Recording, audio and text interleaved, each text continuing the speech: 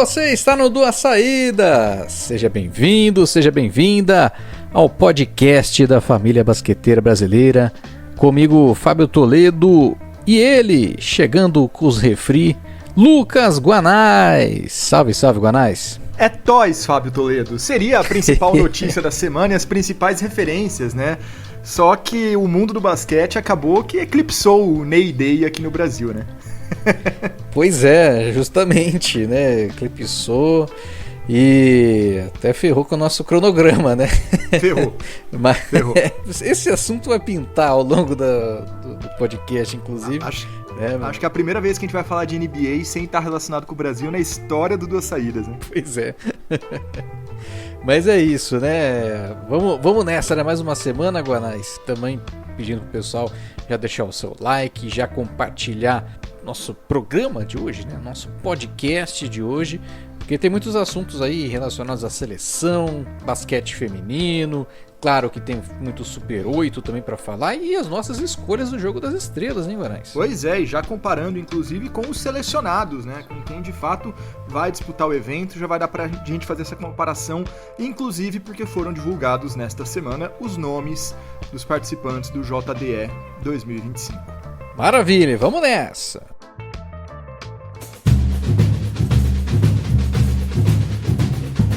E a gente começa falando de seleção brasileira, Guanais, porque tivemos nessa última semana a convocação da seleção, né, para os jogos contra Uruguai e Panamá, né, das eliminatórias da America Cup.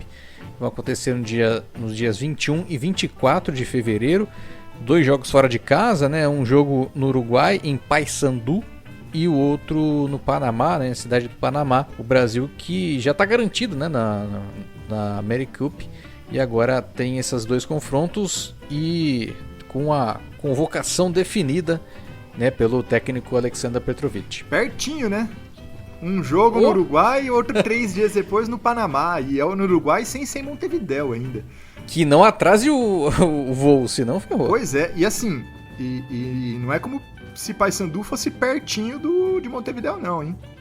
Inclusive é mais perto de Rosário, na Argentina. Tem até que ver como é que vai ser essa logística do Brasil aí, porque em termos de distância é até mais fácil ir para Rosário, mas claro, a gente tem que ver a logística de voos, aeroportos, etc. Mas é bem no meio do Paraguai, assim, na faixa central do Paraguai, bem na divisa com a Argentina, então bem no centro à esquerda, assim, do Paraguai.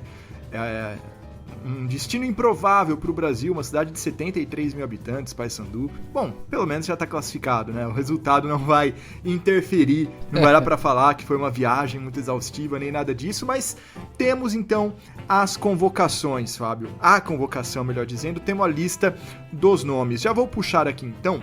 Na armação, temos Iago, do Estrela Vermelha, Alexei, do Flamengo e Elinho, do Corinthians.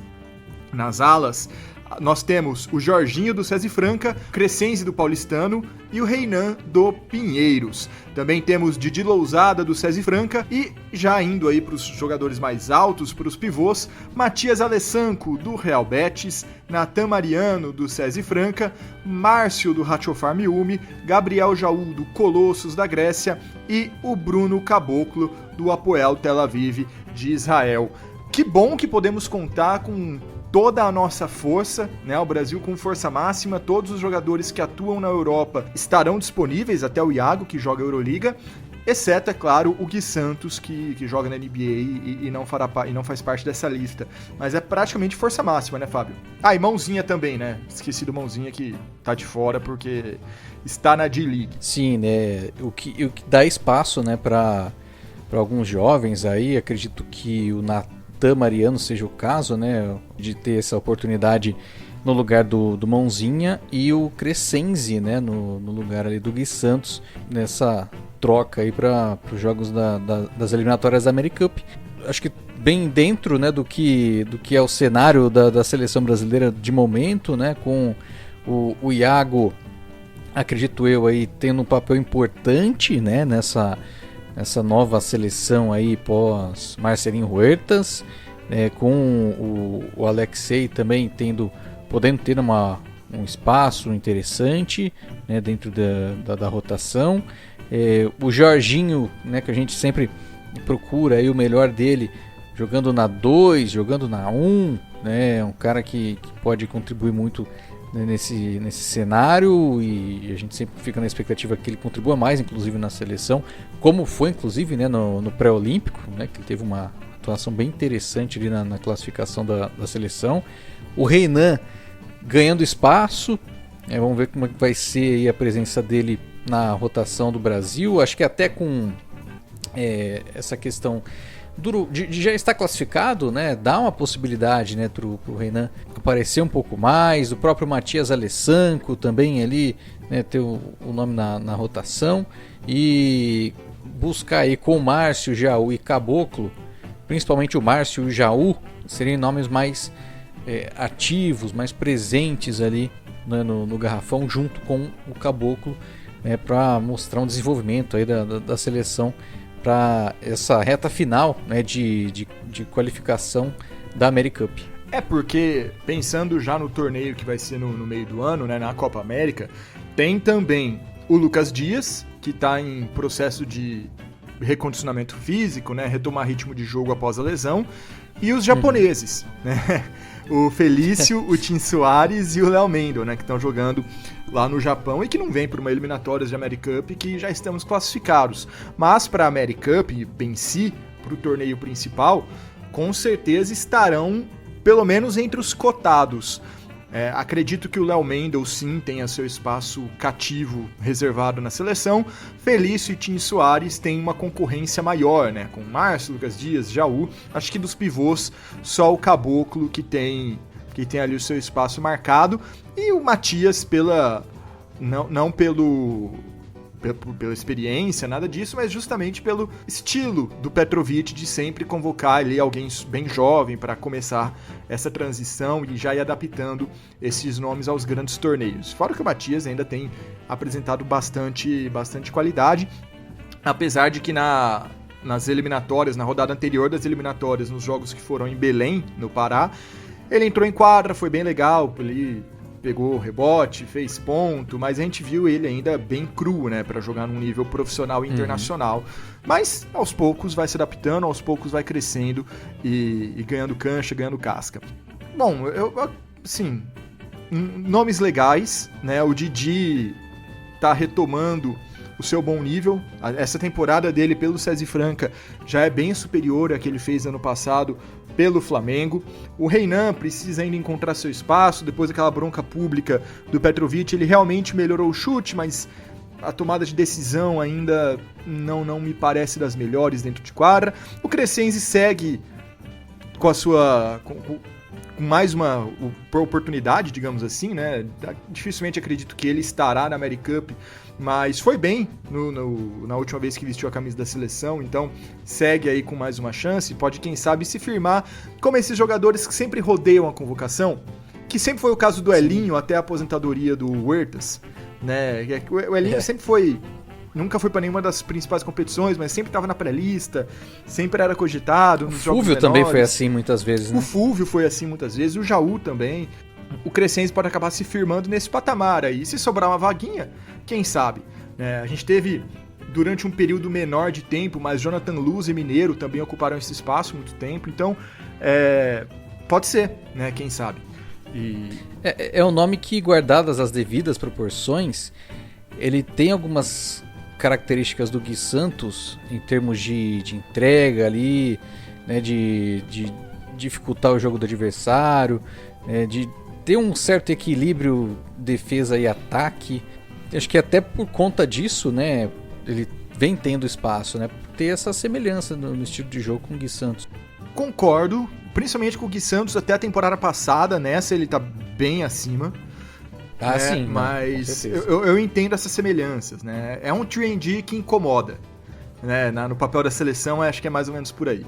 Guardadas as devidas proporções, claramente. Com certeza. Como eu disse, então, jogos nos dias 21 e 24 de fevereiro, então no final desse mês. Tem aí a data de quando vai ter a apresentação dos jogadores? Ainda não temos, sabe, a data da apresentação, né, da janela de treinamentos, mas acredito que não vai ser muito longa. seja porque nas outras rodadas das eliminatórias também não foram, e principalmente porque o Brasil já está classificado. Embora seja o último desafio oficial, né, sem contar amistosos antes da AmeriCup, mas realmente não faz tanto sentido assim uma preparação tão longa. Os jogos não são completamente desimportantes por causa do ranking, e a gente já viu na distribuição de potes dos sorteios de grupos de Mundial e Pré-Olímpico nos últimos anos, como uma boa posição no ranking da FIBA faz diferença, mas ainda assim, né, o Brasil ainda vai ter vários jogos nesse ano para recuperar um eventual tropeço no ranking, que eu acredito que a gente nem corre tanto risco assim de acontecer. Mas uma última questão sobre a convocação da seleção é que no release oficial da Confederação Brasileira de Basquete, o Petrovic menciona, né, o porquê ele não pegou ninguém do Japão, porquê ele não pegou o Lucas Dias, e ele menciona o Benite. Ele fala que não chamou o Benite porque o Benite está em um momento decisivo na Espanha. Ou seja, se não estivesse, ou se o basquete parasse para as eliminatórias da AmeriCup, se o basquete FIBA parasse para as eliminatórias, pelo menos com uma antecedência maior, o Benite provavelmente estaria sim na lista, né? Que é algo que a gente ficou em dúvida ao término das Olimpíadas, se ele também faria parte desse ciclo. Pelo menos nesse início, segundo o Petrovic, aparentemente sim. Pelo menos até a AmeriCup tá nos planos aí do Petrovic. É um jogador com muita experiência e que pode contribuir muito nesse quesito, né? Para essa renovação de novas referências dentro da seleção brasileira, né? E eu acho que é um cara que contribuiria muito nisso.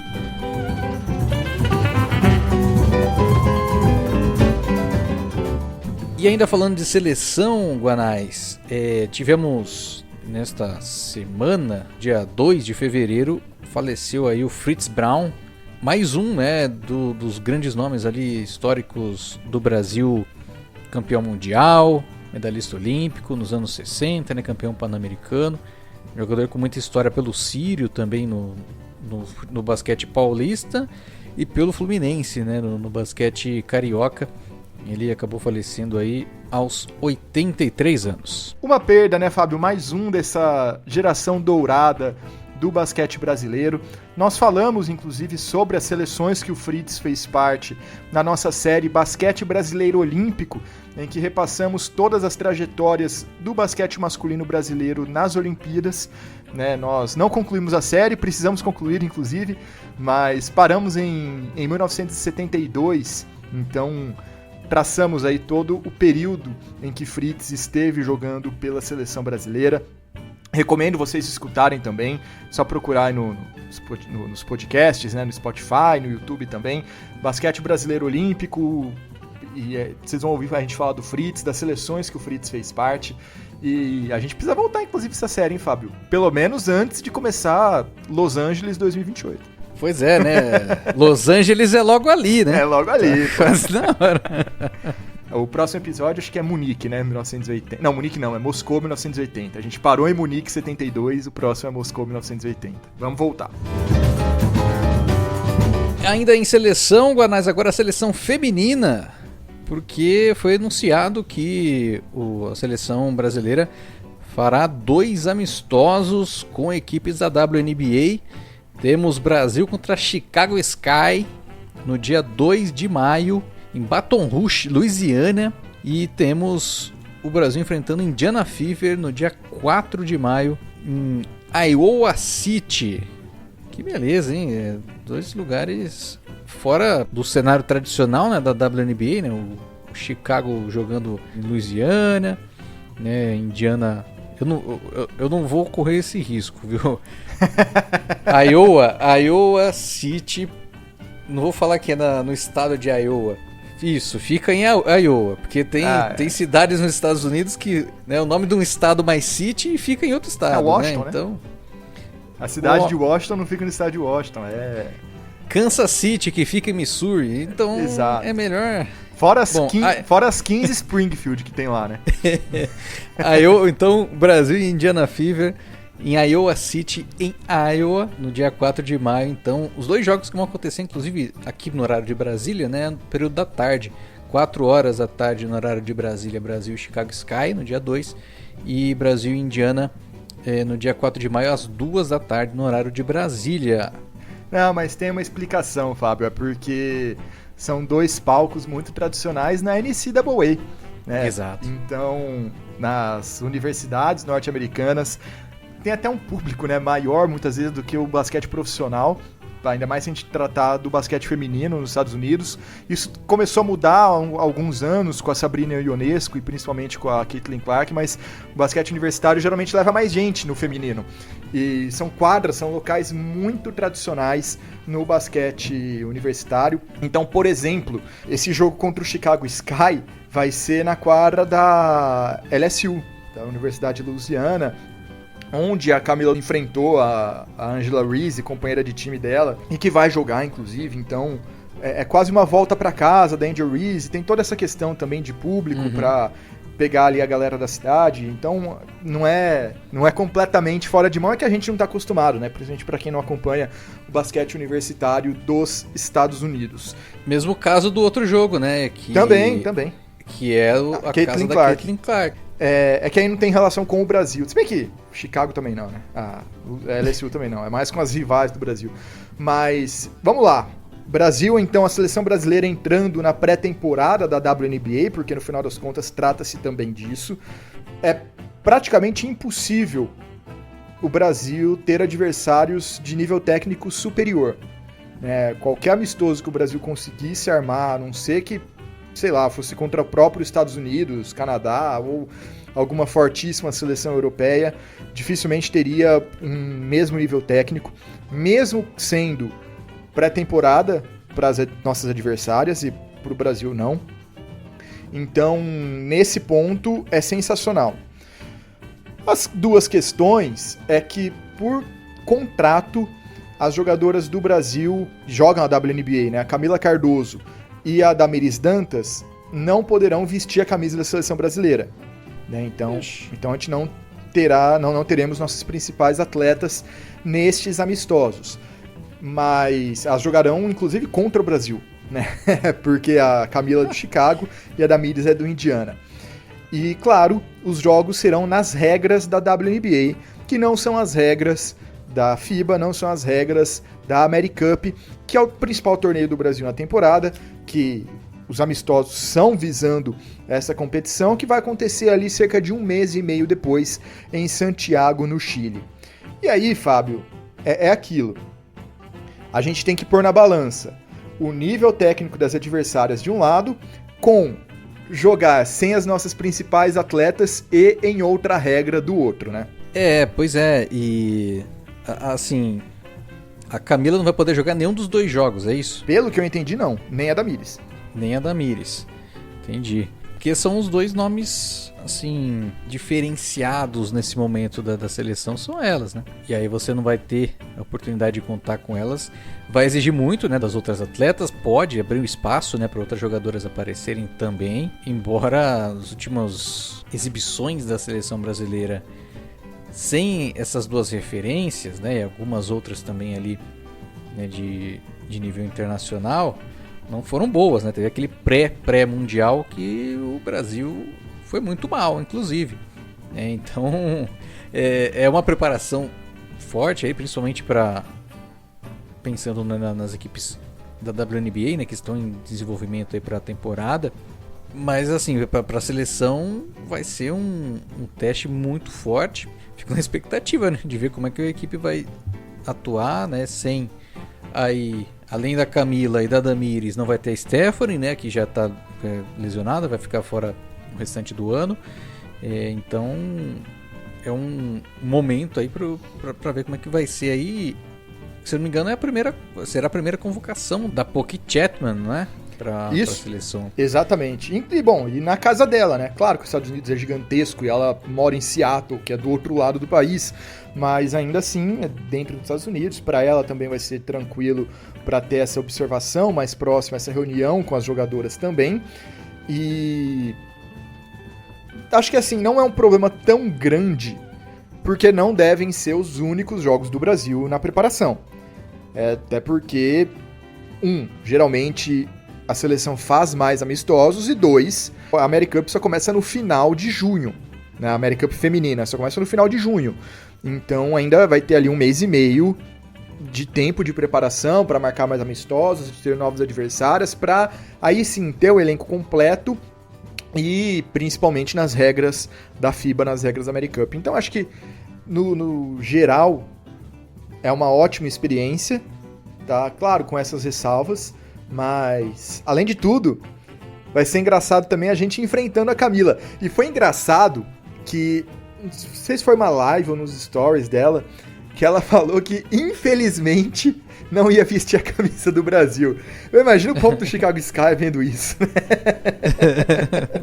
Mas é isso, Brasil acima de tudo. Não, eu vou parar com o slogan. Eu me precipitei, desculpa. Mas assim, a Camila privilegiando a seleção brasileira, é isso que a gente gosta. E assim, não vai ser engraçado, vai ser triste ver a Camila do outro lado. Ah, sim, mas é uma situação... Acho que a grande questão, além disso, Guanais, é saber se a Damires e a Camila vão jogar a America Cup pela seleção. Né? Porque aí já vai estar no meio da temporada, vai estar ali na pré-temporada da WNBA. Você mesmo mencionou, a America Cup começa um mês depois ali praticamente desses jogos aí. Elas vão estar com a seleção ou vão estar na WNBA? A WNBA realmente vai ter começado, ela inicia ali dia 16 de maio. Não sei como será essa liberação, né? Se é que vai acontecer dos times para disputar a competição. Até porque não são tantas, né, que jogariam a America Cup, com exceção, claro, de norte-americanas e canadenses, e as 2 brasileiras. Eu não me recordo de outras que disputam a WNBA que jogariam a America Cup, né? Embora, né, pelo menos na última edição aí, teve uma pausa para a disputa dos Jogos Olímpicos, né? Então já meio que tem um precedente aí para a competição também ter uma pausa para a disputa da America Cup. Que você mesmo mencionou, embora nem todas da WNBA vão disputar, mas bons nomes vão estar presentes, né? Na seleção dos Estados Unidos, principalmente. Então, acredito que vão pensar aí em fazer uma pausa curta e dar esse espaço aí de folga. Não tem nada previsto não, viu? Já tem um calendário feito? Já, não tem pausa prevista, mas pode ter a liberação. Aí vai depender de cada time. Que dificilmente vão liberar. Hein? Eu não sei, né? Aí é entrar na cabeça deles. A gente vai ter que esperar um pouquinho para saber.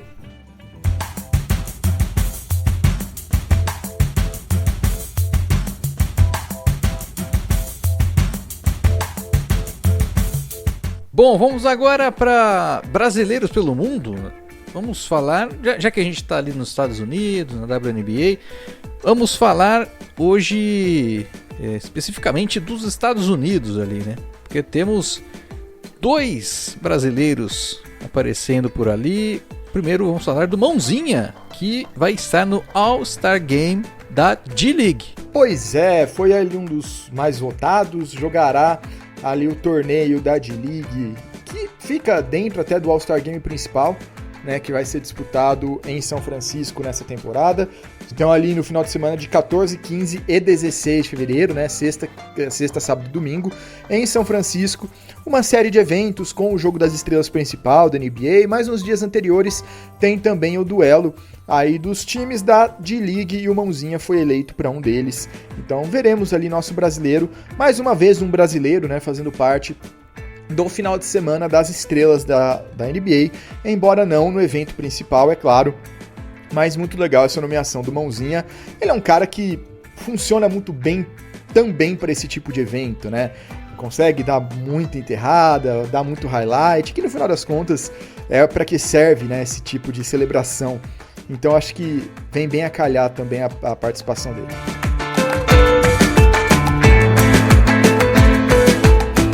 E agora o Gui Santos, Guanés, como é que tá as aventuras de Gui Santos pelo Golden State Warriors nessa temporada? Segue jogando, Fábio. Desde o nosso último episódio, ele fez 3 partidas, as 3 saindo do banco. Na vitória do Warriors sobre o Utah Jazz, depois ganhou sobre o Thunder, o Oklahoma City Thunder, né, um dos melhores times da temporada, e aí depois perdeu pro Phoenix Suns. Ele fez esses 3 jogos, jogou 23 e 19 minutos nos últimos 2, né, 19 minutos nos últimos 2, e aí já mais discreto. 7 pontos contra o Jazz, 3 contra o Thunder, 5 contra o Phoenix, pegando ainda bastante rebote, mas num volume de arremessos muito menor, né? Chutou ali uma bola só contra o Jazz, 2 contra o Thunder, depois mais uma contra o Suns, isso os chutes do perímetro, eu quero dizer. Então atuações mais discretas do Gui Santos, embora ainda muito ativo na defesa, né? Trazendo sempre aquela energia que ele sempre que faz questão de ressaltar e que os companheiros e o técnico Steve Kerr também. Eu acho que a gente está começando a encontrar ali um meio termo do Gui Santos, entre aquelas grandes atuações chutando acima de 80% do perímetro. E tudo bem, ele errou todas. Ele chutou 4 bolas nesses 3 jogos, errou as 4. Mas em termos de volume, talvez seja isso mesmo que a gente possa esperar do Gui Santos. E ficar de olho, porque a tendência é o Draymond Green voltar nesta semana e o Jonathan Kuminga voltar na semana que vem ou logo após o All-Star Game. E aí fica aquela dúvida, né? Como ficarão os minutos do Gui Santos quando essas duas peças voltarem? Por enquanto ele tá aproveitando, tá tendo ali o seu espaço. E contra o Suns, embora tenha sido um jogo mais discreto, teve um lance, ele deu um crossover pra cima do Kevin Durant ainda no primeiro tempo, que nossa senhora! Eu tava no trabalho, eu tava na redação, eu dei um grito vendo o lance que, putz, foi muito legal. Foi muito legal. Realmente deu uma viralizada esse lance do Gui pra cima do Durant. A questão é que o Warriors tem privilegiado nos 2 últimos períodos quem tá mais quente. Na semana passada, o Gui Santos era esse cara. Na semana retrasada, perdão, o Gui Santos era esse cara. Na semana passada, a gente já viu o Podziemski, o Buddy Hield, até o Gary Payton com a mão mais calibrada em algumas situações, aí o Gui acaba ficando em segundo plano. Mas, pelo menos pelos próximos jogos, enquanto não voltarem ali o Green e o Kuminga, acho que eles, ou se eles forem trocados até o final de semana, acho que ele fica na rotação sim. E, ele joga daqui a pouquinho contra o Orlando Magic. Quando a gente publicar esse episódio, vocês já vão saber como é que vai ter sido o jogo, a gente ainda não. Mas, então, ainda tem um jogo com o Magic pra dar mais uma oportunidade, pro Gui Santos. Tomara que vença, porque o Magic tá bem mal das pernas e, enfim, vocês já sabem o resultado. Ele fez a game winner do jogo. Opa, aí sim, aquela dunk em cima do banqueiro, hein? Mas a jogada do Gui Santos pra cima do Durant poderia ter aquela vinhetinha Brasil, ziu, né, na hora da bandeja ali, ó, pra coroar. Se fosse transmissão nos anos 90, o cara ia falar: assina, Gui Santos! Assina que o lance foi seu. Mas é de se dar ali a sugestão pra galera de Golden State ali, né? Pra galera de São Francisco, de deixar essa vinhetinha quando o Gui Santos fizer a cesta. Atenção, é o sonoplasta do Chase Center. É.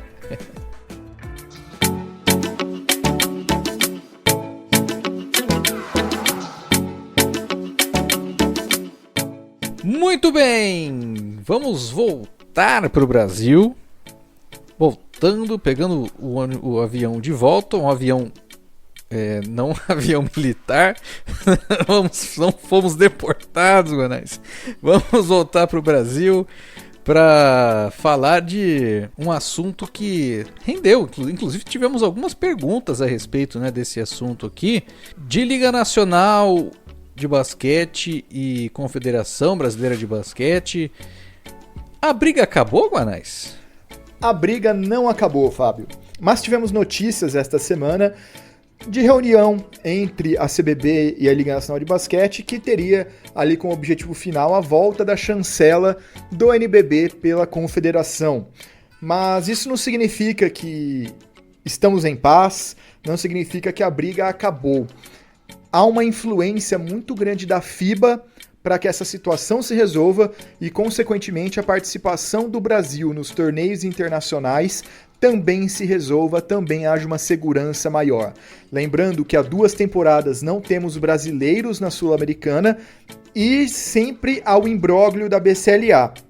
O Brasil disputa a BCLA nessa temporada, disputou na anterior, mas foi depois ali de pressão, de negociação, e acaba disputando também porque a Liga Nacional de Basquete é uma das signatárias da fundação da BCLA, né? Fundação entre muitas aspas, porque é mais um sucessor ali da Liga das Américas, mas é uma das signatárias do torneio, então é um pouco mais complicado para a CBB simplesmente barrar os times da BCLA, né? Os times brasileiros da BCLA, mas da Sula isso aconteceu.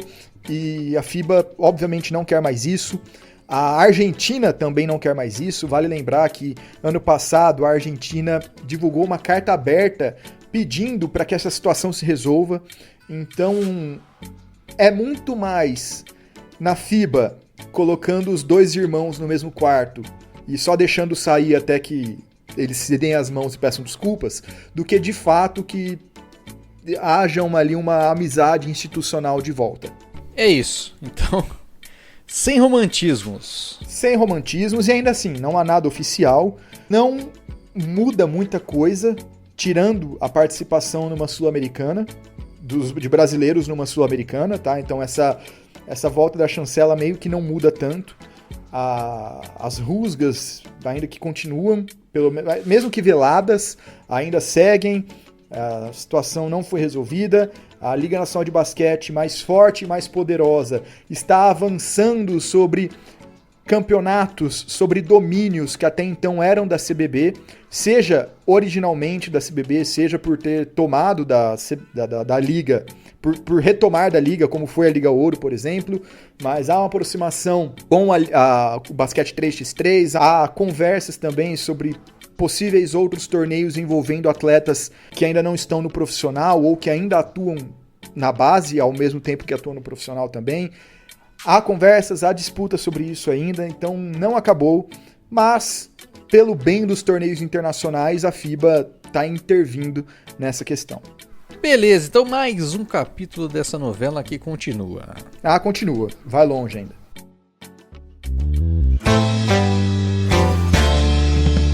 Vamos falar agora de Super 8. Deu Flamengo de novo, Guanais? Deu Flamengo de novo, Fábio. Uma vez Flamengo, sempre Flamengo, né? O campeonato tem 7 edições, 4 delas ficaram na mão do Flamengo. Da mesma maneira que temos 16 edições do NBB, 17 com essa que está em andamento, e 7 vezes a taça ficou na mão do Flamengo. Lembrando, claro, que 2019 e 2020 não tivemos campeões por causa da Covid. Mas então o Flamengo se posiciona como o maior vencedor do NBB, maior vencedor também do Super 8, já era, mas agora com uma distância ainda maior para o segundo colocado, que é Franca, que tem 2 títulos, o Minas tem uma taça do Super 8 e agora um vice-campeonato. Verdade, né? O Flamengo se consolida, né? Se mantém como o maior vencedor aí do basquete, pelo menos neste século, né? Que passa muito pela história do NBB, né? E conquista mais um Super 8. Vamos falar um pouco, né, dessa trajetória aí, né? Das semifinais, né, que teve nessa última semana. E até um fato curioso, né? O Minas venceu o Brasileiro, um jogo muito apertado. Mas um jogo até curiosamente, Guanais. Por exemplo, o Brasília, que é um time que pontua alto, pontuação muito baixa, né? O próprio Minas também tem uma pontuação baixa. O jogo terminou com 61-58. Um game winner do Baralli, né? Para mais uma vez, é muito marcante, né? Na partida. E o Minas também na final fez 61 pontos, né? Então, o Minas nessa reta final aí, né? Fez 2 jogos com baixa pontuação, né?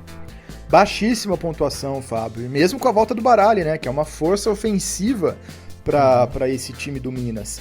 Que enfrentou 2 grandes defesas, o que até me surpreendeu um pouco, porque a gente já falou várias vezes como o Brasília muitas vezes vence por ter um ataque melhor do que o adversário e não uma defesa melhor.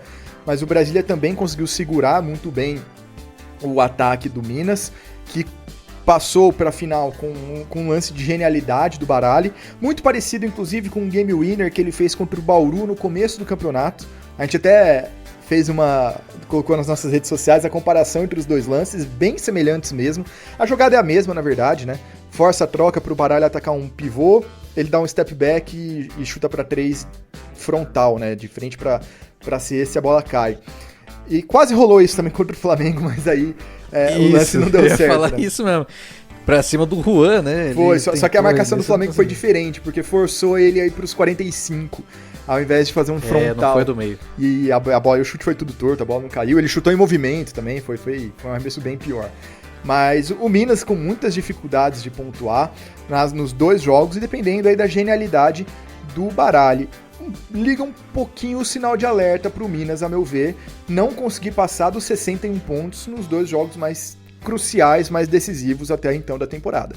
E assim, você falou, o Brasília não era um time conhecido pela defesa, mas conseguiu parar, né, o ataque do Minas, principalmente ali questão de movimentação no trabalho do 5 contra 5, né, o Minas teve essa dificuldade, talvez não fosse, o jogo não seria tão difícil assim como foi, até pelo o que as equipes apresentaram, né, ao longo do NBB, só que é o que a gente já falou, né, aquele é um NBB muito equilibrado, né, com possibilidade de surpresa a cada jogo, né, e por muito pouco a gente não teve isso nessa chave aí de semifinal, né, com o Minas muito próximo aí do tudo ou nada, né, podendo ter sido eliminado ali, não fosse a grande jogada do Baralli para garantir a vitória. Com isso, né, o Minas se garantiu para a final. Diferentemente, né, do outro jogo da semifinal, que eu achava que seria o mais equilibrado, o Flamengo atropelou o César Franca, principalmente ali no segundo tempo, né, fez 103-72. Anotou a placa? Pois é, e olha que o Franca tinha ido muito bem no segundo quarto, né? O Franca foi pro intervalo, inclusive ganhando, né, o jogo. Mas aí não voltou do intervalo. No segundo tempo, o Flamengo ganhou por 63-38. No final das contas, 103-72, diferença de 31 pontos total. Chega a ser bem inesperado, porque o Franca já estava completo. O Franca já estava completo e simplesmente desmontou no segundo tempo. E o curioso, 63, né, foi quase o total de pontos que o Flamengo fez na final, né? Que foi 64-61, né? Por um ponto. Exato. Não fazem, né? Então, é toda uma questão ali de ceder, né, o volume ofensivo para o Flamengo, né? Na questão de transição, de dar espaço. O César Franca não voltou pro segundo tempo. Teve um desempenho muito fraco. Tanto no terceiro quarto, por exemplo, o David Jackson fez 11 pontos dos 16 do César Franca. Só ele praticamente pontuando. O Jorginho e o Lucas Dias fizeram uma bola ali também. Lucas Dias não fez. Essa é a questão. Foi lance livre. Foi lance livre, né? Bola de cestas de jogo no terceiro período só foram 3 do Franca. O restante foi tudo em lances livres. Então o time com sérias dificuldades, né, para balançar a redinha, né, com a bola em jogo, e isso ficou notório, né, para a partida, né, para essa questão da abertura de vantagem que o Flamengo sobrou nos dois lados da quadra, né, e isso contribui muito com uma vitória acachapante, né, do Flamengo, um jogo que era ali a reedição da final, né, do NBB da última temporada, alta expectativa. Tivemos um jogo, principalmente no segundo tempo, completamente dominado, e aí o Flamengo foi para a final contra o Minas. Ele não era o favorito, o Minas inclusive até jogou melhor ao longo do jogo, pelo menos até metade do terceiro período o Minas estava melhor, conseguia ter um desempenho defensivo ali, fluindo mais, né? O Flamengo com muitas dificuldades para pontuar, só que o Minas não conseguia matar o jogo. O Minas tinha as mesmas dificuldades do jogo contra o Brasília, né? Não conseguia movimentar o placar, né? Abrir vantagem, e isso resultou em deixar o Flamengo chegar no quarto período ainda vivo, né? E aí o Flamengo, embora não seja o mesmo Flamengo de épocas anteriores, apareceu muito bem ali na reta final. O Balbi, né, puxando ali a equipe, o Williams, né, também, e garantiu a virada ali e fechando com a vitória, né, por 3 pontos de diferença. A defesa do Flamengo nos segundos tempos, tanto da semifinal quanto da final, foi uma coisa de louco. Foi realmente o que deu o título para o Flamengo. Contra o Franca, até voltar um pouquinho na semifinal, olha só, Jorginho e Lucas Dias jogaram os 10 minutos do terceiro período, eles não saíram de quadra. O Lucas Dias não arremessou, O Lucas Dias não arremessou. O Jorginho arremessou 3 vezes, acertou uma para 2 pontos. Mas, você pega os 2 principais jogadores do Franca, arremessar 3 vezes somados, é muito pouco.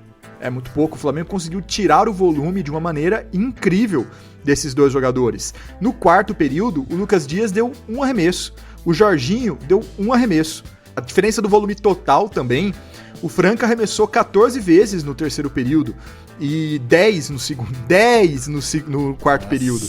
Né? Em comparação, o Flamengo chutou 11 no último período e 21 no terceiro. É muita coisa. Né? É muita diferença.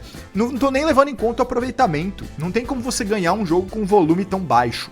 Né? Então o Flamengo soube forçar erros. Foram 7 do Franca no último período, foram 5 no terceiro. Contra o Minas, uma situação semelhante também, né? De vários erros nas retas finais. O Minas cometeu... Até foi 2 erros, em cada parcial, mas de aproveitamentos muito ruins nos 2 últimos períodos. O Minas, olha só, foi 1 de 8 no último período o Minas do perímetro. É muito pouco. A defesa do Flamengo voltou muito mais intensa e o próprio Gustavinho falou que no final das contas não houve nenhuma grande alteração tática. Foi realmente mais atenção ao que o time já se propôs a fazer nos primeiros tempos, né? Tá mais ligado no jogo, tá mais intenso, incomodando mais inteiro, e surtiu muito efeito, surtiu muito resultado, e o Flamengo acabou virando um jogo que muitas vezes a gente até imaginava via o Minas melhor. O segundo período do Minas foi melhor que o do Flamengo. O segundo período do Franca também foi melhor que o do Flamengo, né? Então, esse choque no intervalo realmente foi bem mais favorável ao rubro-negro. Pois é, conseguindo vitórias ali na reta final, né? Seja no terceiro ou no quarto período, para se sagrar pela 4ª vez campeão do Super 8, e o Flamengo então segue fazendo história. Vamos ver, né, se isso reflete também no decorrer do campeonato, né? Agora do NBB, que a gente teve aí esse momento, né, de pausa. Agora a gente retorna, né, pro NBB a partir desta semana, e a gente tem aí o Minas na frente, com 2 jogos de vantagem, né, 2 vitórias a mais que o Flamengo. Tem Brasília, tem o Franca também que vinha em crescimento, um pouco rateando um pouquinho ainda, mas já no G4. Né, vamos ver como vai ser agora a partir, né, do Super 8, né, pós-Super 8, essa sequência de NBB. E também de BCLA. Né, porque os 3 times, o Franca, o Flamengo e o Minas, estão disputando a BCLA. Eles têm jogos agora já nos próximos dias, né? A partir ali da quarta-feira, o Franca já recebe ali a sua já cedia, né, o seu grupo. Depois, a partir de sábado, o Minas e Flamengo também cediam os seus. Eles não vão voltar pro NBB, inclusive, né? Vai demorar um pouquinho pra gente ver esses 3 times no NBB, justamente por causa da BCLA, que eles já estão classificados para a próxima fase, mas precisam cumprir essa tabela. E eu vejo o Flamengo um pouco mais leve, potencialmente um pouco mais leve, ainda longe de ser aquele Flamengo dominante ali de anos anteriores. Tem um Flamengo ainda que sofre para ganhar seus jogos, que precisou virar suas partidas, tá? É algo que a gente tem que levar em conta. O Flamengo fecha muito bem, sim, mas você só vira porque você começou mal. Começa mal, né? Porque senão você estava ganhando desde o começo. E o Flamengo com algumas questões ainda a serem resolvidas. E o Minas, preocupante o fato de não apenas perder o Super 8, tá? Até porque já tinha perdido do Franca na temporada, mas já tinha vencido o Flamengo, já tinha vencido o próprio Brasil também ao longo do NBB. Nessa questão, o Minas até tá se virando, né? Tá conseguindo ir bem contra os grandes e ter boas atuações nos momentos decisivos. Embora contra o Flamengo não tenha ido bem, mas tem conseguido resolver os seus jogos apertados. Então já é uma evolução bem grande em relação à temporada passada. Só que fazer 61 pontos na semifinal e na final foi um pouco complicado.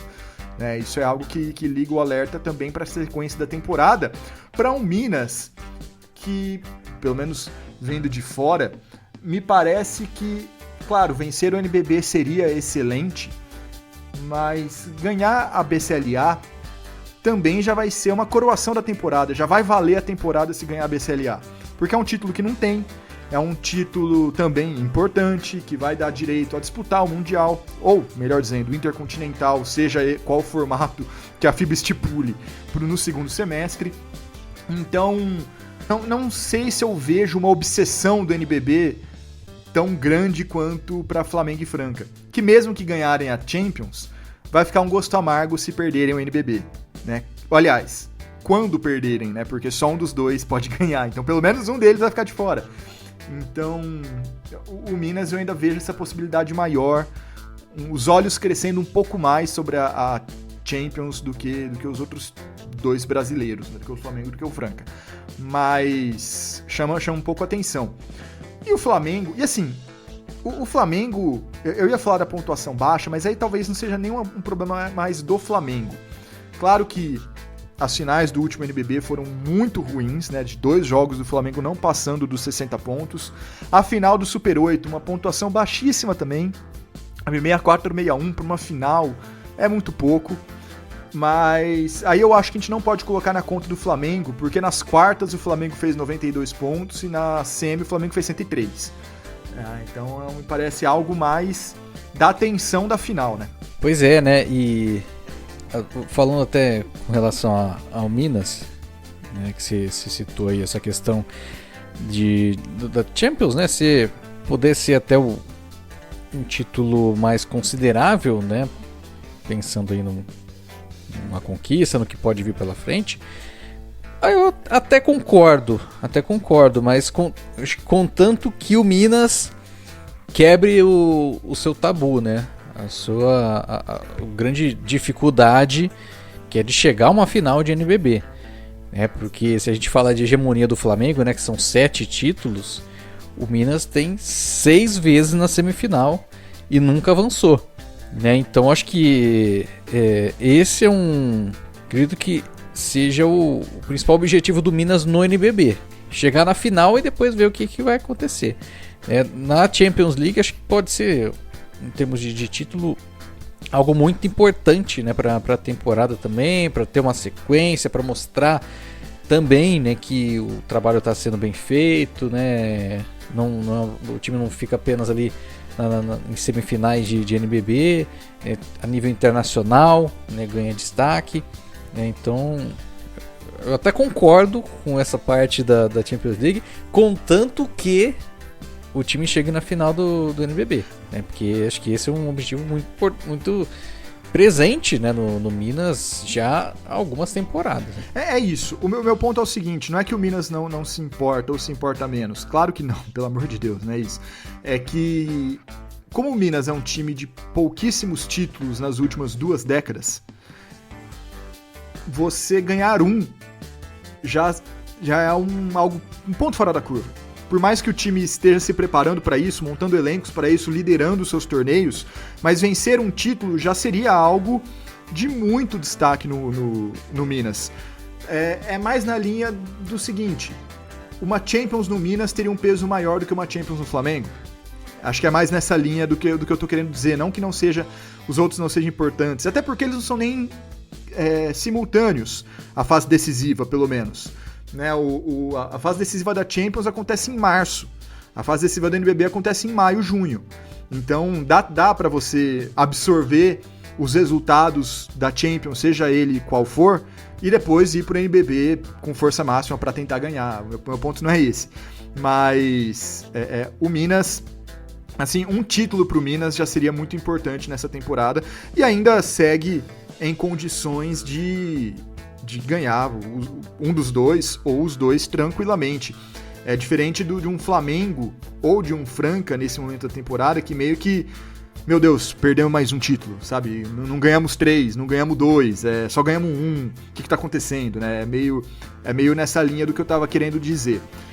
E os adversários são os mesmos, né? Os adversários são os mesmos, os próprios, né? É sempre os mesmos brasileiros. Só pra gente fechar, pelo menos do meu lado, esse lado Super 8, me chamou um pouco a atenção a baixa utilização do Scott Machado no segundo tempo pelo Minas. Ele foi o melhor jogador do segundo período. né? E aí ele voltou pro terceiro, não foi tão bem, é verdade, cometeu 2 faltas, ali até meio rápido, né? Mas não entrou em quadra no último quarto.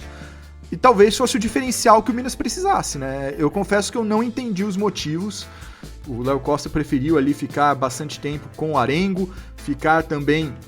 O Fusaro jogou por 10 minutos, e eu não entendi o Scott Machado não ter entrado nenhuma vez, sendo que ele foi o grande nome do ataque do Minas na segunda parcial. É que foi o melhor momento do Minas no jogo, inclusive. Eu senti falta, não sei se teve alguma questão física ou se foi pura opção técnica, então ressalto aqui que existe essa possibilidade, eu não sei de fato, mas eu estranhei, eu senti falta. Até porque o Fusaro jogou os 20 minutos, né? O Fusaro não saiu de quadra, tanto no terceiro como no quarto período. O Arengo ainda jogou 1 minuto, quase 2 no terceiro, e no quarto período ele jogou ali metade, né, da parcial. Realmente Scott Machado, que tinha feito 9 pontos no segundo quarto, aparecendo bem em infiltração, né?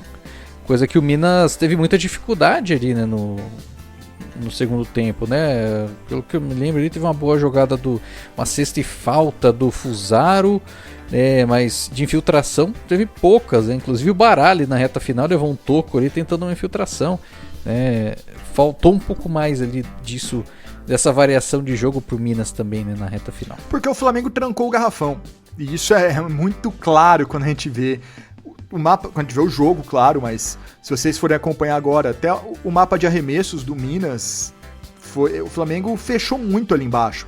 O Minas teve um bom aproveitamento do perímetro, foi 42%, 10 de 24 das bolas de 3. Só que foi 11 de 36 nas bolas de 2. Né? Foi muito mal, a gente teve o Paranhos fazendo 2 de 12, né, nos arremessos, é muito pouco. Fusaro 1 de 5, então o Flamengo conseguiu ali travar bem a área embaixo da cesta e forçou o Minas a dar muitos chutes de média distância, que é uma das especialidades do Scott, inclusive. E por mais que nesse jogo específico ele tenha conseguido chegar à cesta, né, com mais facilidade, ao invés de parar no meio do caminho, fazer o drible e parar de jump ali no meio do caminho na média distância, poderia ser uma arma muito importante pro Minas, isso na reta final. Né? Ele é um cara que vence o seu marcador na passada, ele é um cara que dá essa arma a mais pro arsenal ofensivo do Minas e não foi utilizado no último período. Achei realmente que eu senti falta num jogo de 3 pontos de diferença, né? Poderia ter sido ali esse detalhe que daria o título pro Minas, talvez, eu confesso que eu de fato não entendi. Muito embora, é claro, a gente precisa falar que mantendo Baralli e Scott Machado em quadra, a defesa em tese cai. Mas ainda assim, o Flamengo não estava num ótimo dia também, pontuando a rodo, o que torna para mim ainda um pouco mais estranho. E é isso então, Flamengo conquistando o seu 4º título do Super 8, mantendo, né, essa hegemonia, né? O time mais campeão, né, da era da Liga Nacional de Basquete, sem dúvida. E mais um Super 8 sem zebras, né? A gente desde sempre exalta que o fato do Super 8 serem jogos únicos abre a possibilidade de times ali na parte de baixo da tabela chegarem ao título, ou pelo menos à final, e a gente continua sem ver isso acontecer. E também vale lembrar que oficializando, retomando a chancela da CBB para o NBB, a gente já pode meio que considerar o Flamengo na BCLA do ano que vem, claro, ressaltando que o Brasil tem disputado a Champions, mas agora acho que já dá uma segurança jurídica, uma tranquilidade maior de saber que o time, que o Flamengo pelo menos já meio que tá num torneio internacional do ano que vem, se tudo correr da maneira imaginada. É o que se espera. Ah, com certeza.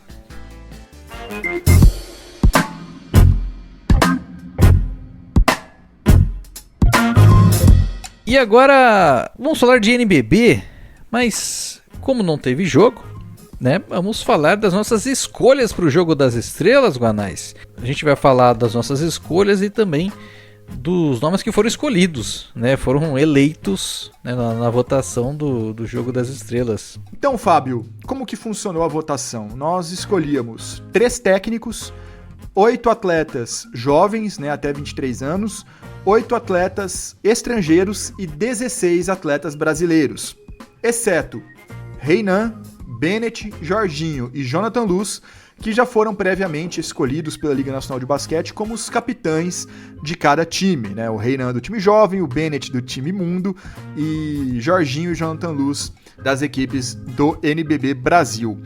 Então vamos lá, Fábio, desses 32 nomes que a gente escolheu, boa parte, eu chuto que uns 25 ali meio que não tem conversa, né? O resto a gente pode debater um pouco mais. Quer ir por time? Eu falo um, você fala outro, então? Isso, vamos por time então. Beleza. Fica mais organizado. Show de bola. Vamos começar pelo time jovem, então. As minhas escolhas foram Adiel, do São José, Andrezão, do Bauru, Atauri, do Paulistano, Brunão, do Paulistano, Gregatti, do Mogi, Natan Mariano, do César Franca e a dupla do Minas, Vini Silva e Yuri Netune. Muito bem. Eu fui repetindo você, né? Adiel, do São José, Andrezão, do Bauru, Brunão do Paulistano, o Gregatti do Mogi, o Léo Abreu do Fortaleza, Léo Craveiro do Caxias, Vini Silva e Yuri Netune do Minas. Léo, fiz uma média aí pro pessoal ali da parte de baixo da classificação também. Então você foi com os Léos e eu fui de Atauri e Natan Mariano. Eu acho que tá em boas mãos de qualquer maneira, né? E assim, meu critério foi expandir, né? Buscar nomes aí de outras equipes para aparecerem na festa também. Foi o que eu fiz ano passado, né? Eu quis equilibrar todo mundo na temporada passada, né? Nesse ano eu achei que não valia a pena. Caralho. Não, assim, não é que não valia a pena pelos jogadores, não é isso. É que eu simplesmente achei que escolhi outro critério. Porque como que eu deixaria, por exemplo, o Vini e o Yuri de fora, sabe? Que ano passado eu fui um por time, esse ano eu fiquei um pouco mais seduzido a realmente repetir os times e abolir completamente o critério do ano passado. No final das contas é um evento de festa. Assim, vários jogadores já estão representados, né? Vários times já vão estar representados, então não vi esse problema acontecendo nessa edição. Só que além dos nossos votos, Fábio, nós já temos os escolhidos, né? Os vencedores, os representantes de todas as equipes no Jogo das Estrelas, então vamos a eles. Começando então pelo time jovem, né? Mantendo, na verdade, o time jovem, depois a gente fala os nossos votos e os escolhidos para o time mundo e para o time Brasil dos mais velhos. Então vamos lá, né? No time Reinan, que é o time jovem do NBB, vai ficar bem parecido principalmente com a minha escolha, né? Com uma diferença lá no final. Em ordem alfabética, Fábio, ficou Adiel do São José, Andrezão do Bauru, Atauri do Paulistano e Brunão do Paulistano. Depois, o Gregatti do Mogi, Natan Mariano do César Franca, Tico Faria do Corinthians, hein? Nenhum de nós votou. Correu Tico por Faria. fora, hein? E Vini Silva do Minas fechando. Então, do meu, a diferença foi o Yuri, que não entrou pro lugar do Tico Faria. Eu acho que no seu caso foi o Atauri e o Tico no lugar dos Léos, né? Olha, isso aí. Eu me surpreendi bastante com o Tico, hein? Me surpreendi bastante porque eu até votei nele ano passado, quando ele tava no Pinheiros, mas no Corinthians ele tem jogado menos, com aproveitamentos piores, em momentos mais desimportantes do jogo. E mesmo assim entrou, hein? Me surpreendi bastante. Mas o curioso é sempre essa que é a votação, né? As pessoas que votam nessa eleição, né? Nessa votação, uma votação fechada, né? De certa forma, para quem a Liga convida a votar, né?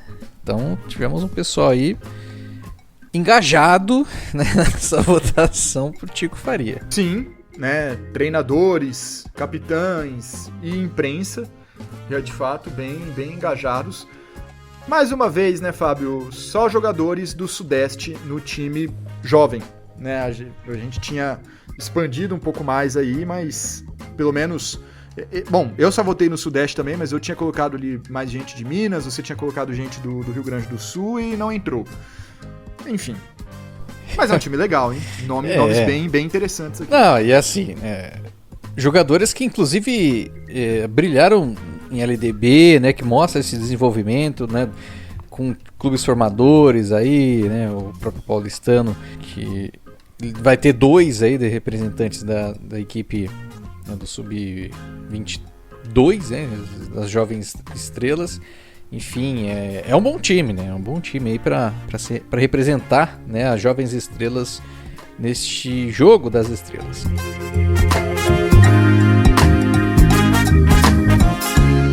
Bom, agora vou falar os meus escolhidos aqui pro time mundo, né? Que também são 8 escolhas, né? Já com o capitão Cordero Bennett. Eu escolhi o Bright, do Bauru, o Cook, do Brasília, Dwayne Johnson, do União Corinthians, o Hollowell, do Minas, Jordan Williams, do Flamengo, Monteiro, do Minas, Sloan, do Pinheiros e Wrighten, do Pato. Foram 2 diferenças, Fábio. Ao invés de Wrighten, eu fui de Vieta, do São José, e ao invés de Jordan Williams, eu fui de Cifontes, do Botafogo. De resto, Bright, Cook, Dwayne Johnson, Hollowell, Monteiro e Sloan também no meu time. A diferença é realmente, então, o Cifontes e o Vieta para Wrighten e Jordan Williams. Eu entendo principalmente a questão do Cifontes, porque ele chegou depois, mas tá jogando demais, eu quis dar essa chance para ele. E o Jordan Williams, e por mais que ele tenha sobressaído em relação ao Shaq Johnson no Flamengo, mas ele muitas vezes também tem uma minutagem um pouco menor, ele nem sempre tem o mesmo destaque, mesma situação do Wrighten, que fez grandes jogos, é verdade, mas eu quis privilegiar o Vieta nessa situação. E mesmo de um jeito ou de outro, a dificuldade de ter um pivô, né, como sempre é presente, né, até porque os estrangeiros que chegam, eles chegam para decidir, né, para ser o ala, para ser o armador ali, e aí fica aquele time baixo, embora nessa temporada aí podemos ter o Hollowell, né, que como um representante aí de pivô, embora jogue mais de 4 ali, né, do que de 5. Pois é, e o Nesbitt, né, que não votamos, mas é um outro pivô que tá ali num bom momento na temporada, né. Bom, e agora a definição, né, de quem foram os chamados do time Bennett, né, os representantes da equipe mundo. Temos o Bright, Dwayne Johnson, Cook, Monteiro, Barnes, Jordan Williams, Barali e Sloan. Pelas minhas contas aqui, 2 nomes, né, que a gente não tinha mencionado. O Barnes e o Barali, é isso? Exatamente. Barali não jogou, né? Foi muito pouco nesse NBB, fez 11 jogos, né? Ficou muito tempo fora. E na verdade 11 jogos contando de hoje já, né? Porque do dia 20 de janeiro pra cá, a gente votou antes, né? Então ele tinha feito 9 jogos no momento da votação. Sim. Sendo que um desses jogos foi o jogo que ele machucou, jogou ali por 4 minutos apenas. Até por isso que eu não escolhi o Barali. Mas... E o Barnes também achei uma surpresa, mas fez ali o recorde de pontuação da temporada, bastante gente gosta dele, eu não me surpreendo também com a presença do Barnes.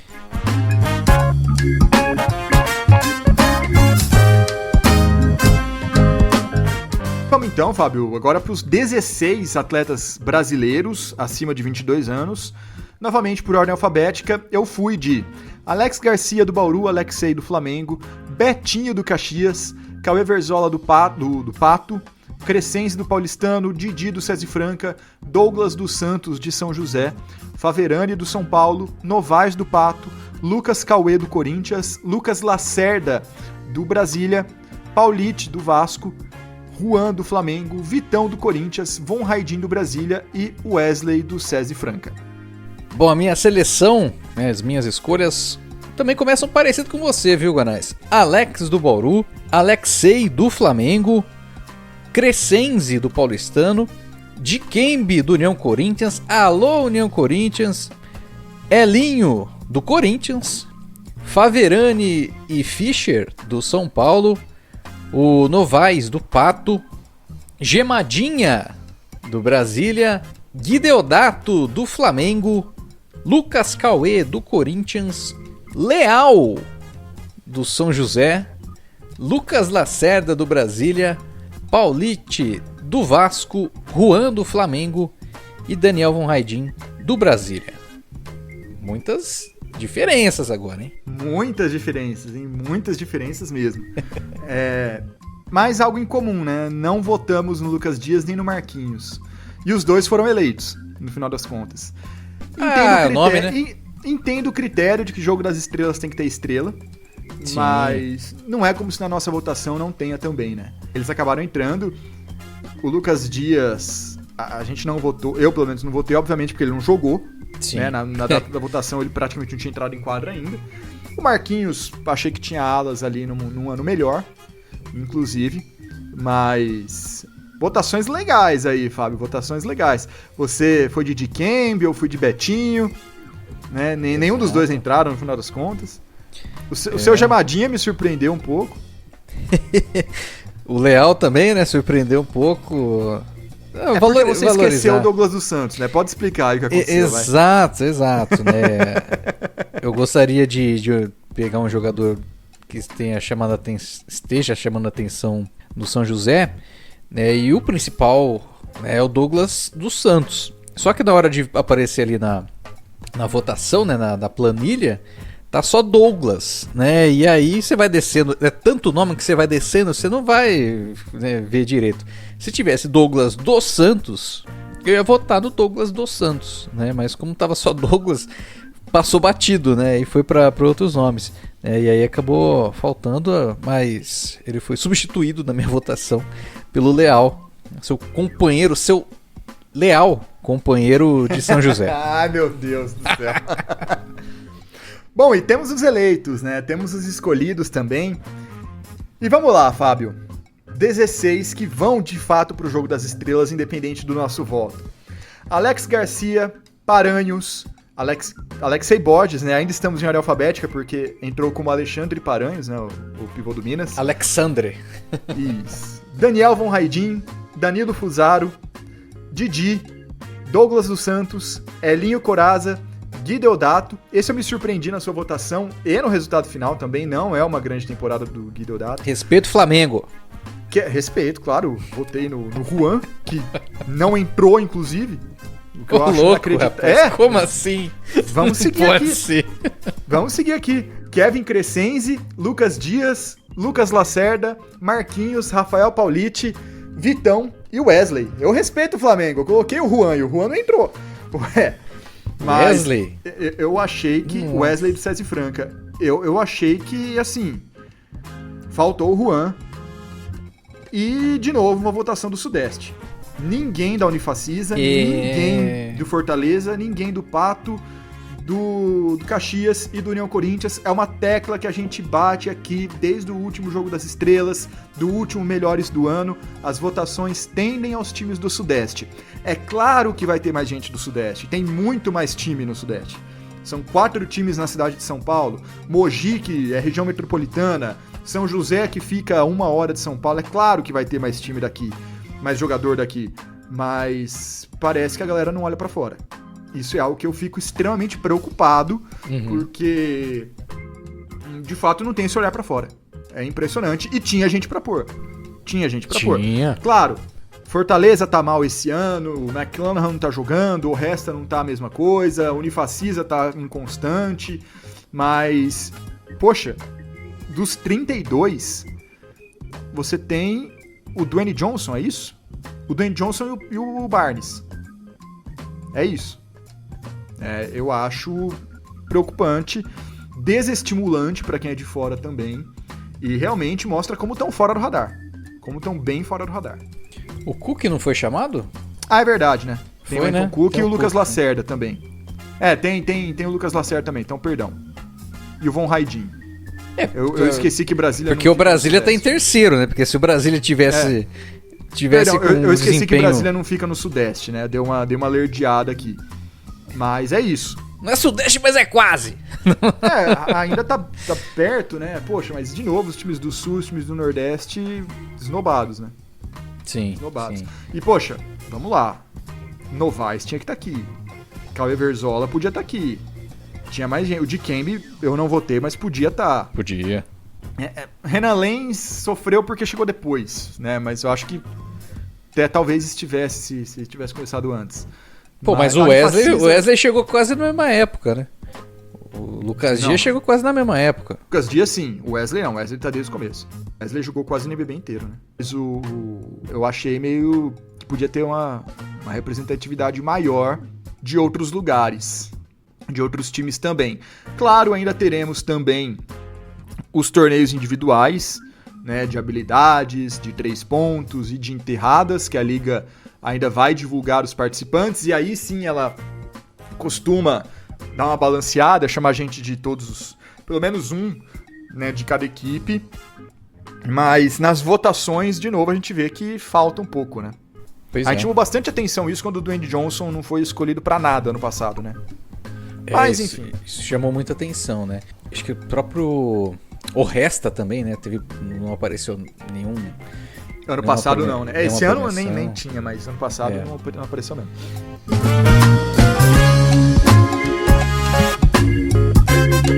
E agora os técnicos, Guanais, pra mim parecia meio barbada, viu? E foi barbado, A minha escolha foi eu fui de Dedé Barbosa do Brasília, Léo Costa do Minas e Vitor Galvani do Pinheiros. Eu fui com os 3 também e foram os 3 eleitos. Então, finalmente, um 100% pra gente aqui, né? Pois é. E teve o técnico do Paulistano, da LDB, né, que será o técnico das Jovens Estrelas, inclusive, né? É isso, não é a primeira vez que isso acontece, é uma iniciativa bem legal de colocar o técnico campeão da LDB para comandar o time das Jovens Estrelas. Então, vamos de Renan Custódio no time jovem também. Acho isso bem legal. Pois é, e aí fica a critério de quem? Vai ser do próprio draft mesmo? Quem vai ser o técnico do que aí? Eu confesso que eu não sei. A gente tá gravando antes da definição dos times. E então eu não sei dizer exatamente. Então, o Jogo das Estrelas, né, definido o time, né? Agora para disputa nos dias 21 e 22 de março. É o Jogo das Estrelas BH 2025.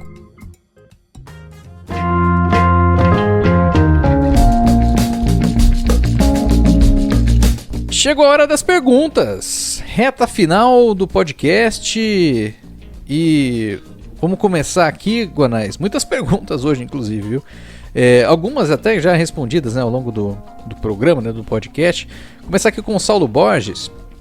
Com as equipes que o Flamengo enfrentou, podemos dizer que esse foi o Super 8 mais difícil já conquistado? Um dos. Tem vários jeitos de você ver isso, pelo nível do adversário ou pelo que foram os jogos.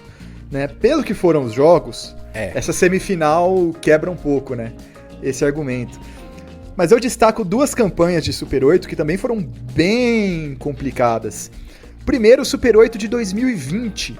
Estávamos às vésperas do Campeonato Pará, do NBB Pará, mas ainda teve Super 8, vencido pelo SESI Franca. Naquela edição, o Franca passou pela Unifacisa por 91-86 nas quartas, num jogo duríssimo. Depois, nas semifinais, passou pelo Minas por 83-79, outro jogo duríssimo. E fechou ganhando do Flamengo fora de casa por 77-73. Então, Unifacisa, Minas e Flamengo em 2020 para o Franca. Todos os jogos definidos pela diferença de 4 pontos. E as quartas de final por 5 pontos. Então, uma campanha bem dura, bem apertada do SESI Franca naquele ano. E também, Fábio, o Super 8 de 2022, da temporada 21-22, vencido pelo Minas, que o Minas passou pela Unifacisa nas quartas, 88-84, num jogaço em Belo Horizonte. Depois, fora de casa, ganhou do Flamengo, no Rio de Janeiro, por 71-63. E venceu o São Paulo na final pela diferença de 1 ponto, 78-77. Também uma grande campanha do Minas. Eu acho que esse do Flamengo até pode entrar nesse trio aí das campanhas mais ardidas do Super 8, né? Verdade, né? E esse do Minas, ganhar do Flamengo no Rio de Janeiro. Por exemplo, nesse Super 8, o Flamengo chegou à final, né? Fez os jogos anteriores em casa, né? Isso favoreceu um pouquinho ali o Flamengo, né?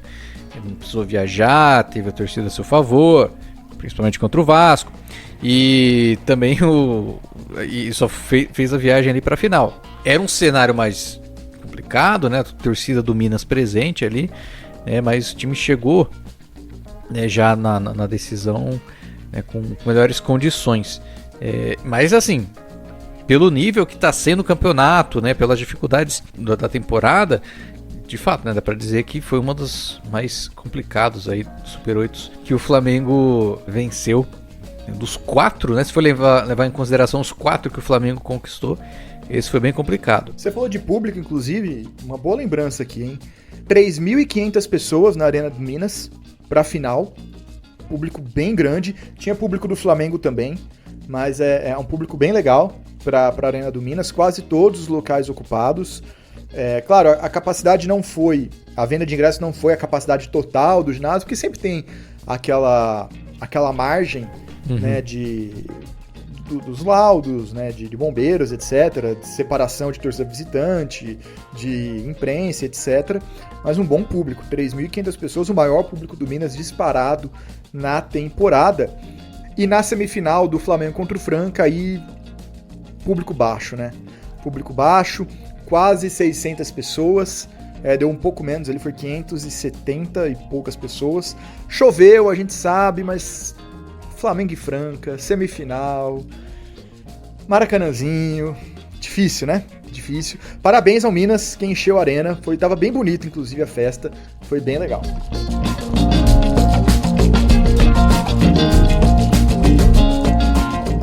Vou pular essa pergunta aqui do Lucas Boiani e vamos deixar pro final. Pergunta do Gustavo Lima. Qual seria o número ideal de participantes do NBB? Acho que ele falou NBB, LBF e Liga Ouro. Acredito que, assim, Liga Ouro e NBB, acho que um complementa o outro ali, que dá pra ter um equilíbrio, né? Eu vejo, pelo menos, Guanais, que o NBB ideal com Liga Ouro deveria ter umas 16 equipes, né? E aí a Liga Ouro com um pouco mais de volume do que tem atualmente, né? Para mim o cenário ideal seria esse, né? O problema é encaixar, né, isso na realidade, né, atual. Eu entendo o ponto, porque sempre fala que o NBB, os últimos times do NBB sempre ficam muito atrás dos demais, mas isso também acontece quando tem 16 times, né? E poxa, o Brasil é um torneio, um país continental, eu acho que caberia mais, só que teria as complicações logísticas, né? Um campeonato muito maior, mais viagens, um torneio mais caro para os times e para a liga também, né? Veja, ano passado tinha um time a mais ano passado, e foram 342 jogos na primeira fase. Esse ano, ano passado foram 19, esse ano são 18. 306 times, né? Então, uma 16 equipe... jogos. Uma equipe diminui 36 jogos em todo o campeonato. Então, é 36 jogos a menos de ter que levar toda a estrutura do campeonato, transmissão, arbitragem, as próprias equipes, né? São viagens a menos. Então, às vezes a gente fala, por 18 ou por 19 não dá muita diferença? Dá diferença sim.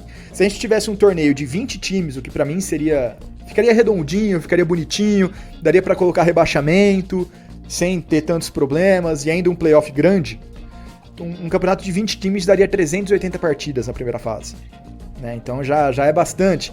Mas ainda assim, eu gostaria muito, um dia, de ver... Eu tô falando mais numa situação utópica do que é o ideal pra hoje, tá? De ver um NBB com 20 times e uma Liga Ouro de 10 a 15. Eu acho que dá pra fazer. Acho que o Brasil tem tamanho pra isso e ainda ia ficar muito time de fora. O Brasil tem equipes que, em tese, poderiam completar esse número, mas na prática hoje a gente vê que o Brasil não consegue sustentar, não tem tantas equipes com orçamento tão grande a esse ponto, a gente não tem jogadores de alto nível a esse ponto. Numa situação dessa teria que aumentar o número de estrangeiros, que é outra coisa que eu sou a favor também. Então, assim, numa situação utópica, 20 times. Hoje, acho que de 16 a 18 acho que é o ideal, e uma Liga Ouro maior. Aí uma Liga Ouro de 10, 12 times. É só somar a Liga Ouro e o Campeonato Brasileiro da CBB, que daria um torneio legal de Liga Ouro. Com sub-20s. Tinha um time sub-20. Sim. Mas eu acho assim, a gente precisa se estruturar mais para chegar num torneio de 20 times, tá? Eu concordo com isso, embora eu acho que seja bem legal, mais praças, mais torneios, mais praças, mais times. De novo, você pode pôr rebaixamento, você pode pôr um playoff grande, e você diminui um pouco essa sensação de que todo mundo vai pro playoff, que a primeira fase não importa tanto. Você diminui um pouco essas sensações. Você valoriza também o Super 8, valoriza todo o resto da primeira fase. Eu acho que seria mais interessante. Pergunta agora do Walter Araújo, ali que é do Além da Quadra. Qual o melhor jogador do Super 8? Qual foi o melhor do Super 8? O Alexei ficou como MVP, né? Porque ele foi o jogador mais eficiente do Super 8, inclusive. E eu acho que na somatório dos 3 jogos, eu acho que tá em boas mãos. O Jordan Williams fez um campeonato bom. Uhum. Quem mais ali que a gente pode colocar? O Monteiro fez um campeonato irregular. Os jogadores do Minas, né, fizeram campeonatos irregulares. Eu acho que seria de fato com alguém do Flamengo. Eu gostei muito do Juan também. Gostei muito do Super 8 do Juan. Mas eu acho que o Alexei tá de fato um nível acima e foi mais regular nos 3 jogos. Acho que ficou em boas mãos. E na final, né, a gente até não mencionou, mas ele quase fez um triplo-duplo, né? 10 pontos, 10 assistências e 7 rebotes. Sim, né? Um ótimo desempenho aí do Alexei na final e ao longo de todo o Super 8. De fato, eu acho que, apesar de eu não gostar desse critério de ser o jogador mais eficiente do time campeão, né, acaba se tornando um critério objetivo e puramente baseado nos números, numa estatística que não traduz 100% o impacto do jogador em quadra, porque, por exemplo, pivôs tendem a ter uma eficiência maior, porque ficam menos com a bola e por isso cometem menos erros, e arremessam mais perto da cesta e por isso tem um aproveitamento de arremessos maior. É só um dos problemas de você medir apenas pela eficiência, mas nesse caso específico, eu acho que condiz com a realidade. O Alexei de fato foi o melhor jogador do torneio. Até porque o armador que carrega bastante a bola, né? Então, tava bem eficiente mesmo. O Luiz Henrique Silva e o Breno também perguntaram aqui com relação a chancela, né, da CBB pro NBB, perguntando se selaram as pazes Liga Nacional e CBB. A gente já falou que não. Calma, muita calma nessa hora. Então fica respondido aqui o registro. Um abraço para vocês, viu? Luiz Henrique e Breno. E o Fábio Basquete BR pergunta não, né? Pediu para comentar. São José jogando diferente, com 3 pivôs simultâneos e vencendo geral. Sim, a gente já falou disso algumas vezes ao longo do ano. O São José tem feito bastante essa formação com o Leal, Carbonari e o Douglas dos Santos, jogando com 3 altos. O Minas faz algo semelhante, jogando com Paranhos, Hollowell, Mineiro e Monteiro. Embora o Monteiro não seja um pivô de ofício, mas ele tem mais de 2 metros de altura, então pegando 3 desses 4. O Flamengo talvez tenha sido o primeiro time que fez isso com mais regularidade quando tinha... Era o Richarmer? Richarmer, Mineiro e Léo Demétrio? Eu acho que é. Eu acho que era essa a configuração, mas era o Léo Demétrio na 3... né, ele fez bastante isso. Mineiro na 3 às vezes também, né? O Mineiro na 3 às vezes ano passado, mas aí já não deu tão certo assim. O Mineiro acho que funciona melhor marcando os caras mais altos, e o Léo Demétrio na 3 aí sim, marcando o ala, funcionava bem legal. É algo que muitos times têm feito no NBB. Talvez, e aí até pensando por alto agora, sem cravar muito, mas é algo que talvez caiba a gente analisar de ser uma das táticas que mais tem dado resultado nos últimos 2, 3 anos, pelo menos pós-pandemia no NBB, né? Subir a estatura. Subir a estatura. Tem funcionado bastante. E aí você coloca depois um ala e um armador, 2 armadores, a gente já viu vários tipos de configuração dos demais atletas.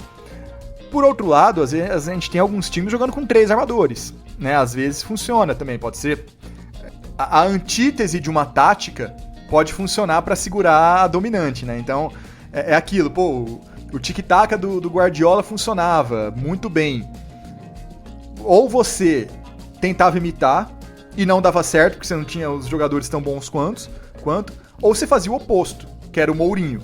Né? Então, é o ônibus, assim, é o ônibus. É um ônibus ali, e é isso. A gente vê muito na NBA, por exemplo, né, de vários times que tentaram emular o Golden State Warriors e o Houston Rockets, que ninguém coloca o Houston Rockets nessa lista, porque não ganhou nada, mas foi um time que até começou a usar os chutes de 3 em demasia antes dos Warriors, mas todo mundo tentava emular e ninguém conseguia na mesma maneira. Por quê? Porque você não tinha o Curry, porque você não tinha o Harden, né? Porque você não tinha todo mundo. No NBB, a gente tem visto isso dar certo com vários dos times campeões ou dos times que tentam fazer frente ao Franca. O Franca é uma situação meio única, né? Pelos nomes que teve nos últimos anos, de Lucas Mariano, Lucas Dias e Jorginho. Mas o Flamengo teve muito sucesso com 3 grandes, principalmente quando o Léo Demétrio era um deles. O São José tá tendo agora. Então, ao mesmo tempo, o Bauru, por outro lado, teve sucesso e está tendo ainda, embora num nível menor esse ano, jogando com 2 jogadores muito baixos, com um Bright e um cara de cadência do lado. Então, assim, são os estilos, né, que têm dado certo no NBB recentemente. Tem funcionários com São José, mas eu destaco também o Minas nessa temporada fazendo bastante isso. E a importância de ter jogadores com perfil para dar essa condição, né? Por exemplo, o Douglas dos Santos, ele dá essa condição, né? Que é um pivô, mas é um pivô com mobilidade. Eu lembro até na temporada passada ainda, foi que eu fiz o jogo entre São José e Bauru, o Douglas com muita mobilidade, ele conseguiu ali ser fundamental, acredito que foi na vitória do São José para cima de Bauru na panela de pressão, sendo esse cara móvel, né? Um pivô com muita velocidade que contribuiu muito para a equipe. Ter esses perfis, né, esses jogadores diferentes, embora ali uma função específica, né, de pivô, não necessariamente, né, você vai precisar só ter aquele cara de defesa e chute de 3. Né, mas você pode ter um pivô que não vai chutar a bola de fora, mas que vai dificultar ali no trabalho defensivo do adversário, sendo mais um cara para bloqueio ou mais um cara para fazer a movimentação ali do pick and roll. Né? Então, de fato, ter essas alternativas dá muita condição, né, para pensar, né, o jogo. Né? E eu acho que essa escolha do São José tá fluindo muito bem, né, com isso. Você tem esses caras, você tem um pessoal na armação ali com diferentes estilos também, né? Isso dá condição para o São José variar muito, né, o seu jogo. Dá, de fato, e não são todos os times que podem fazer isso, né? O Flamengo não pode fazer isso esse ano, vai fazer com quem? Não dá. Mas tudo bem, eu digo assim, não é que é necessariamente um problema, né? O Flamengo tem Guido Odato, tem outros caras que podem marcar e tal, mas é algo que é meio específico, que não é para todo mundo. Você não pode sair colocando 3 pivôs Sim. a rodo. São trunfos, né, que cada equipe tem. São trunfos, exatamente. Então, funciona para esses times.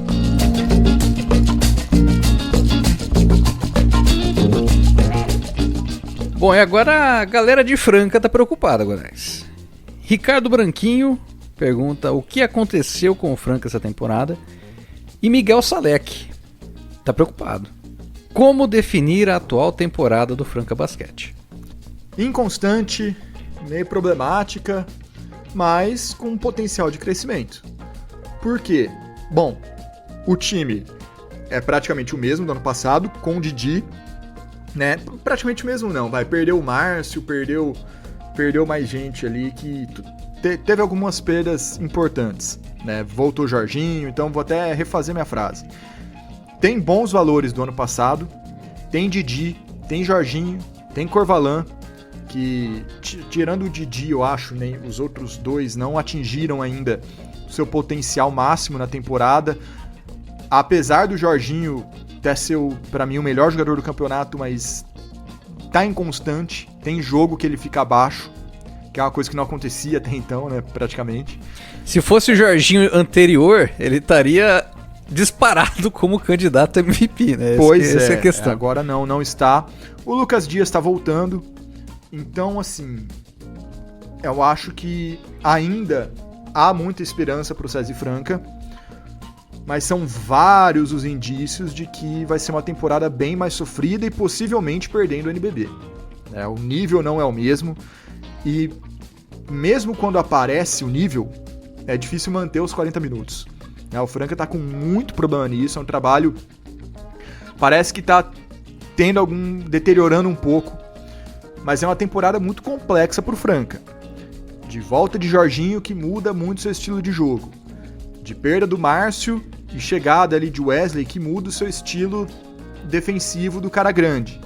De saída do Pablo Costa, que é algo muito importante que quase não é mencionado.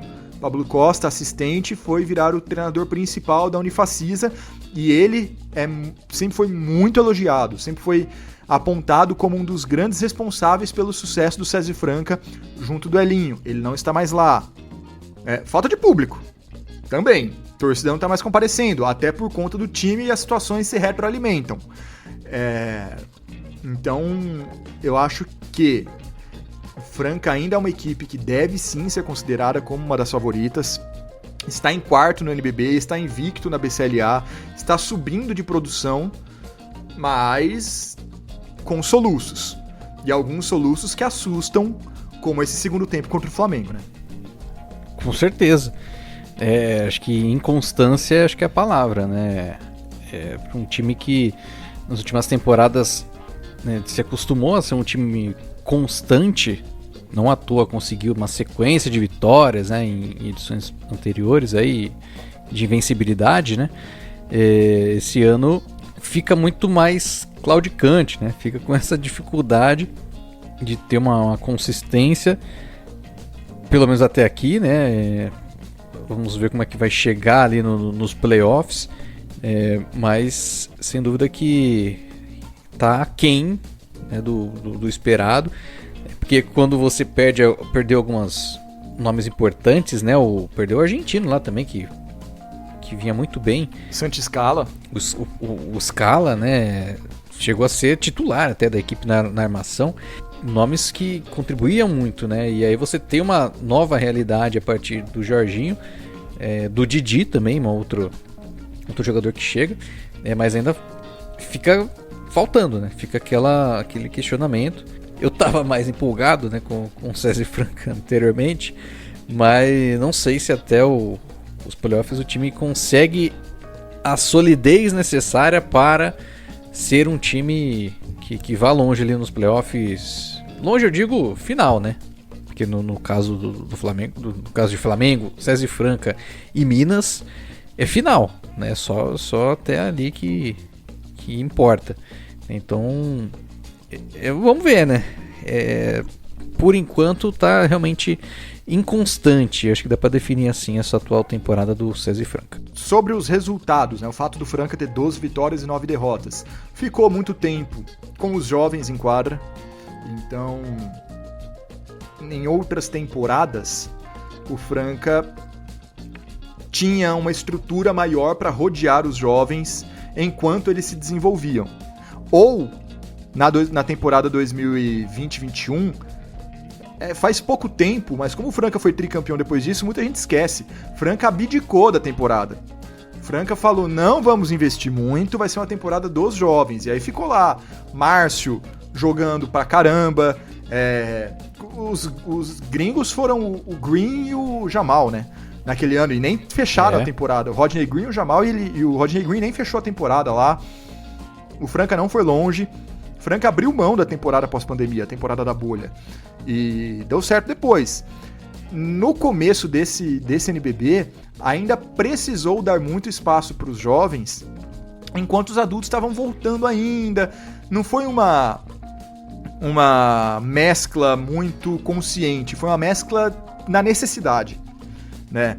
Então, o Natan Mariano, que, poxa, tá na seleção brasileira, tem um potencial enorme, uma expectativa de que vire um grande jogador, tão grande quanto o Márcio, tão grande quanto o Alexei, para ficar nesses dois que foram formados em Franca, mas a gente pode o Didi, a gente pode colocar também outros nessa lista, o próprio Reinan, Adiel, que não chegaram lá no mesmo nível dos anteriores que eu citei, mas tem muito potencial. Perdeu o Júnior, né, no começo do ano também, é algo a se lembrar.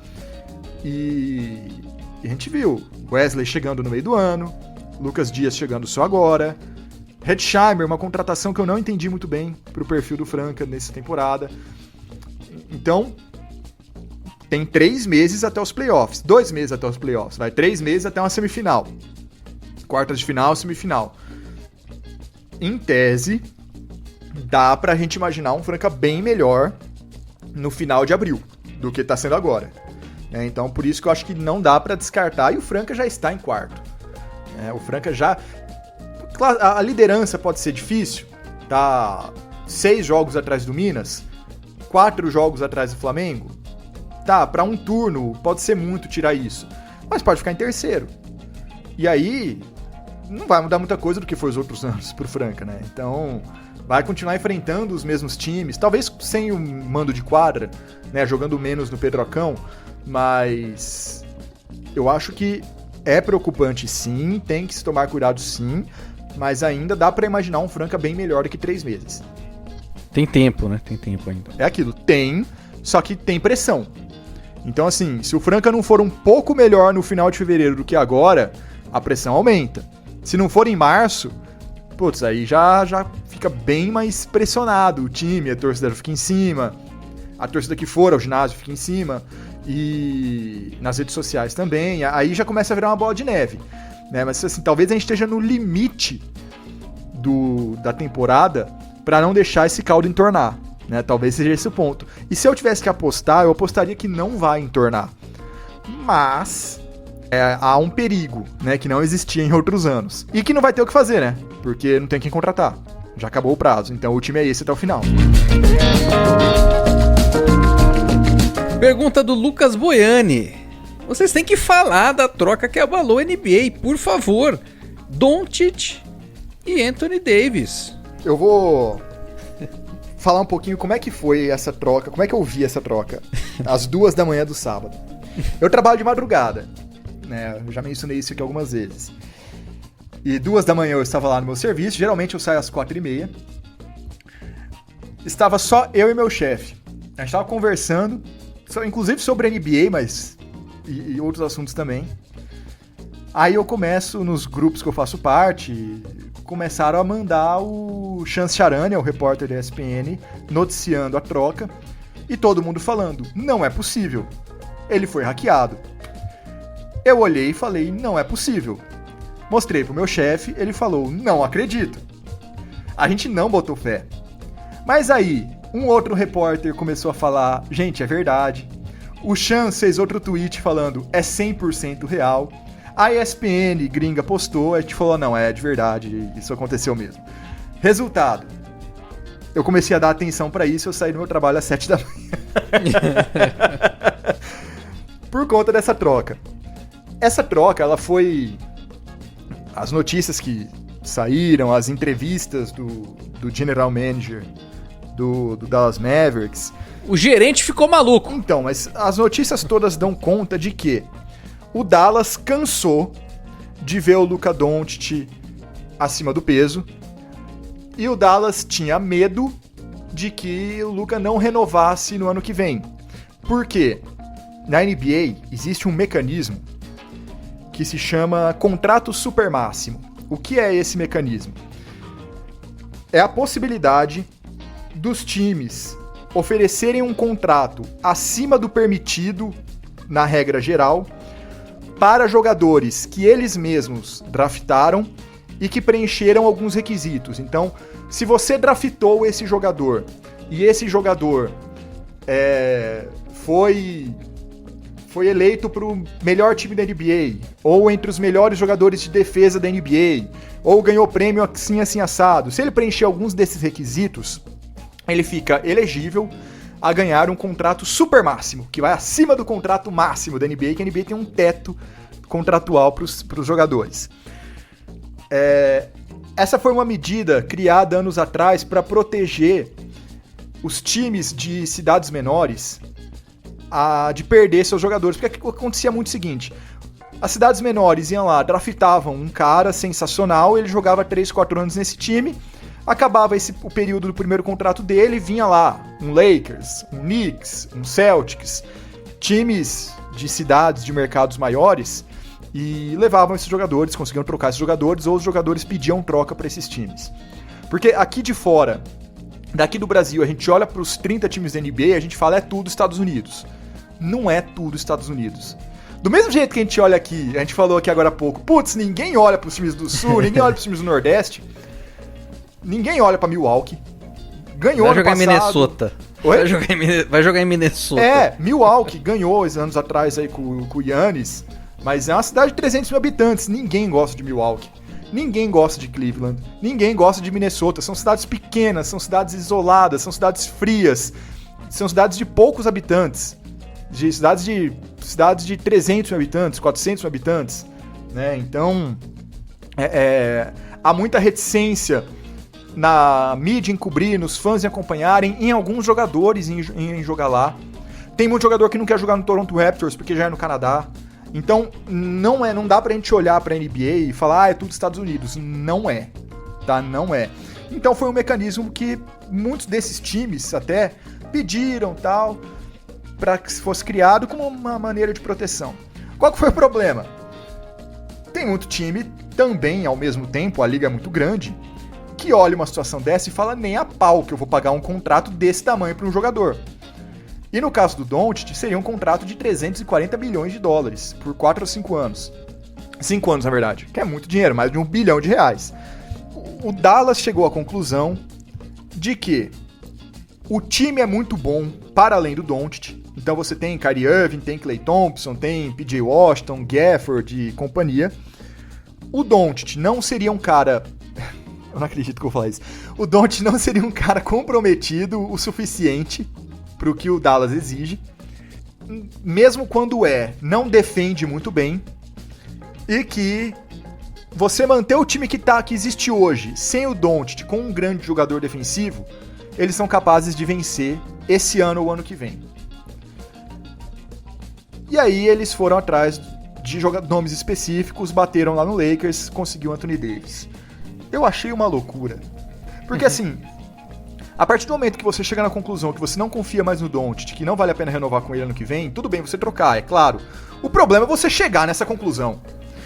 E o que me deixa mais biruta da cabeça nesse ponto é que você olhando as entrevistas do General Manager, foi algo meio que dele sugeriu pro dono, o dono apoiou, e ele não falou com o técnico. Ele não falou com o Jason Kidd, que é o técnico do Dallas. E ele só fez a troca. E as notícias que saíram até agora é que ele chegou lá no Lakers e ele tava pedindo também, porque foi o Anthony Davis, o Max Christie, que tava sendo titular no Lakers também, e uma pick de primeira rodada. Ele chegou no Lakers e ainda ele queria o Dalton Knecht e mais uma pick. Aí, assim, eu ainda ia achar um absurdo, porque é o Doncic, mas já vem mais um jovem, já vem mais uma pique, já fica menos pior. E, ele foi convencido pelo Lakers a não fazer isso. Então, eu até vou roubar um trecho da análise do Bola Presa, que é um blog de basquete, um podcast de basquete que eu acompanho muito e já falou bastante sobre isso, que é o seguinte: é uma marca que nunca vai sumir. O único jeito de amenizar um pouco é se o Dallas for campeão esse ano. Eu vou falar pra vocês, eu duvido que vá. Não faz muito sentido. E pro Lakers, eu nem acredito que o Lakers vai melhorar muito esse ano, não. Perde ali peça importante, o garrafão do Lakers não existe. Você tem o... Como é que é? É o Reis, o garrafão do Lakers hoje, não existe. Eu até sugeri no meu Twitter que uma boa peça pro Lakers, sem o fanismo, seria o Bruno Caboclo. Mas esse é outro papo. Só que pro Lakers é uma correção de rota que garante uma estrela pra liga pelos próximos 10 anos. Porque o LeBron vai durar mais um ano ou dois. E você tem depois disso um Luka Doncic aí, pelo menos por mais 7, 8 anos, sabe-se lá até quando ele vai querer jogar basquete. Só que eu achei loucura. esses são os argumentos, e pode ter questão de relacionamento lá dentro, eles estarem putos com o Luka Doncic por um motivo ou outro. Mas, gente, o time acabou de sair da final. O time acabou de montar um time, de trazer o Kyrie Irving, de trazer o Gafford e o PJ Washington, porque encaixava com o Doncic. Chegaram na final, o time ainda é bom, trouxeram o Klay Thompson e o Najee Marshall para esse ano, só não estão brigando lá em cima, porque o Doncic não tá jogando tanto, e aí tudo bem você falar que pode ser culpa do Doncic. Inclusive tem notícias de que algumas das lesões reportadas do Doncic não são de fato lesões, e sim afastamentos para recondicionamento físico. Mas você acabou de sair da final. Você acabou de sair da final com o Doncic. Ele pode não ter o maior comprometimento do mundo com o seu físico, mas em quadra ele é imparável. Eu não consigo entender como chegaram nessa conclusão. De verdade. E esse time do Dallas vai durar essa temporada e acabou. Porque precisa falar... Pode ter certeza. Doncic não é saudável, você contrata o Anthony Davis. Pô, bicho. E você tem o Kyrie Irving ali na armação que tá pulando de galho em galho. É uma bomba relógio. O Kyrie Irving é uma bomba relógio. E tem mais, o Kyrie Irving, os melhores momentos da carreira dele foram ao lado de outra estrela. Ao lado do LeBron e ao lado do Doncic. Quando ele precisou ser o cara do Nets, quando tava sem o Durant e o Harden, não funcionou. Quando ele precisou ser o cara do Celtics, também não foi o mesmo Kyrie Irving. E a gente sabe, ele é uma bomba relógio. Ele é uma bomba relógio, cara. Eu achei loucura demais. Loucura demais. Claro que a trade deadline vai até quinta-feira, então outros movimentos podem completar as trocas para fazer um pouco mais de sentido. Mas não se troca o Luka Doncic desse jeito. É um jogador geracional. Tem outro ponto. Esse temor de que o Doncic não fosse renovar no que vem é na cabeça da diretoria, porque o Doncic em momento algum falou isso. Porque também existe uma outra linha de notícias que dão conta de que é a maneira desses donos do Dallas, que compraram o Dallas ano passado, de se livrar da maior marca da gestão passada, o que eu tendo a não acreditar muito. Mas assim, é uma troca tão absurda. Eles trocaram um jogador que potencialmente ia ser o maior jogador da história do time, potencialmente passaria o Dirk Nowitzki na história do Dallas. É uma troca tão absurda que você tem que ficar tentando encontrar motivo. Você tem que ficar encontrando defeito no jogo do Doncic. E nesse ponto que a gente chegou. E assim, ninguém fala... Outra coisa que eu achei muito legal que eu li esses dias também.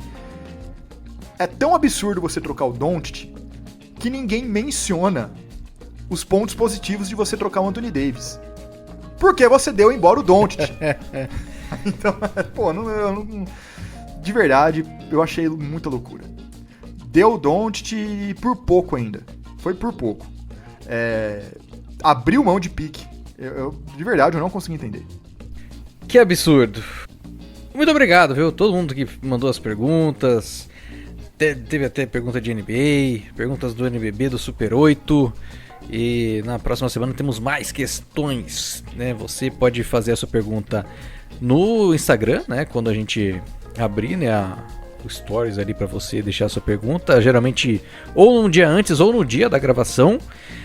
Também pode mandar sua pergunta no Spotify, né? No episódio ali, e também no YouTube, beleza? Lembrando que todas as perguntas foram respondidas, né? A gente só não mencionou todas porque algumas foram aí faladas ao longo do episódio, né? Isso aí.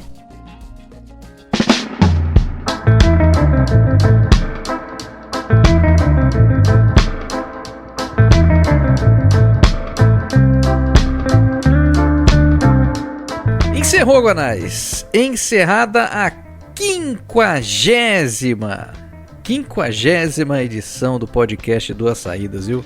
50 edições. Que coisa, hein? Que coisa. Chegamos lá, ainda com alguns furos no meio do caminho, mas chegamos lá. Lembrando... Buracos, rombos, não só furos. Alguns. Lembrando que nesta terça-feira volta o NBB. Então na próxima semana falaremos do NBB. Se pintar mais alguma troca aí que vocês quiserem que a gente fale no NBB, a gente fala semana que vem também. E é isso. Estaremos aqui na próxima semana, Fábio. Já também com resultado final de BCLA. Vai ter bastante coisa pra gente discutir semana que vem também. Pois é, como que será o podcast depois da 50ª edição, hein? Saberemos, não sei, hein? Saberemos na próxima semana. Valeu, pessoal, um forte abraço, deixa o seu like, compartilha, né? E sempre interaja com a gente nas redes sociais, beleza? Forte abraço, falou!